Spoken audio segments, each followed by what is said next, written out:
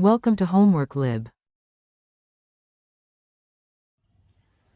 So we have over here a ball, and the three forces in the directions mentioned here are shown.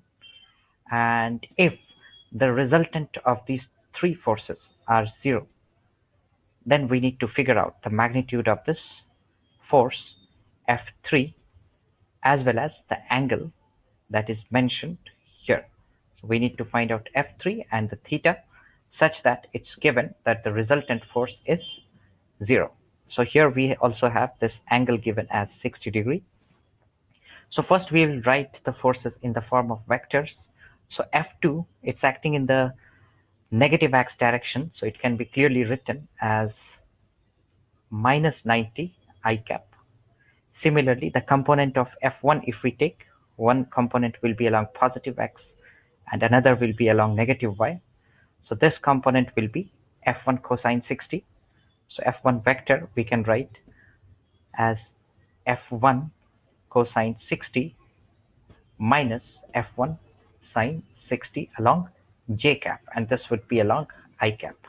So putting the values of F1 that's given to us as 50 newtons, we get this as 50 cos 60, that is 1 by 2 I cap, minus 50 sine 60, that's root 3 by 2 along j cap. So if you figure out, we get F1 vector as 25 I cap minus 25 root 3 j cap. So let's say this F3 makes an angle theta. So its component will be one along the positive x and the another along the positive y. So F3 can be written as F3 cos theta I cap plus F3 sine theta j cap.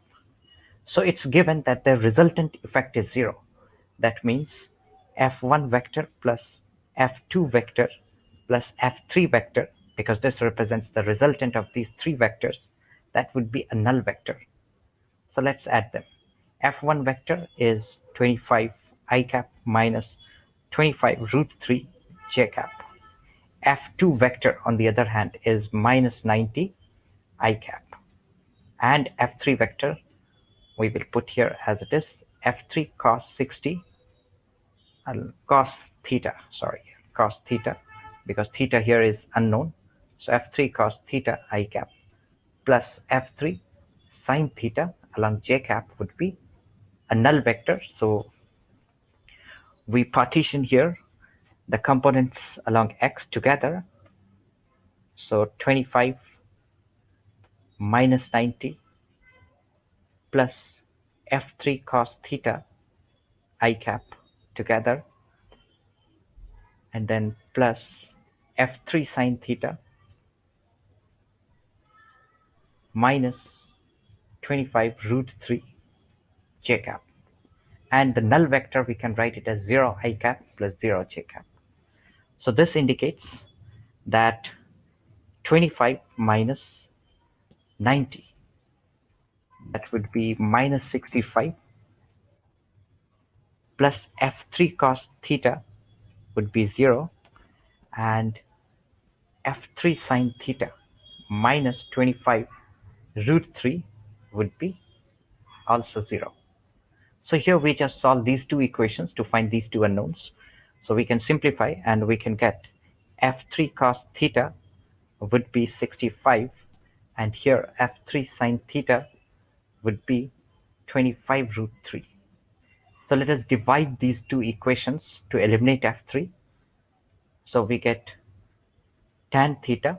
So we'll divide 1 by 2. So we get tan theta is equal to 25 root 3 over 65. So this gives theta as tan inverse of 5 by 13 root 3. And tan inverse of 5 by 13 root 3. That comes out to be approximately 33.669, that is 67 approximately degree. So we get the angle here as 33.67 degree. So we put this value of angle in either of this equation. Let's say I substitute in this equation 2 to get F3. So F3 would be equal to 65 over cos theta. So we put the value of theta here as 33.67 degree. This gives us F3 as